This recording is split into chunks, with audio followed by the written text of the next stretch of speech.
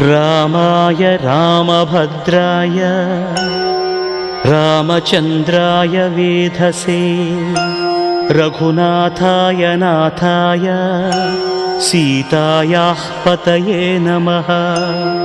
श्रीराम राम रघुनन्दन राम राम श्रीराम राम भरताग्रज राम राम श्रीराम राम रणकर्कश राम राम श्रीराम राम शरणं भव राम राम। श्रीरामचन्द्र चरणौ मनसा स्मरामि श्रीरामचन्द्र चरणौ वचसा गृह्णामि श्रीरामचन्द्र चरणौ शिरसा नमामि श्रीरामचन्द्र चरणौ शरणं प्रपद्ये। माता रामो मत्पिता रामचन्द्रः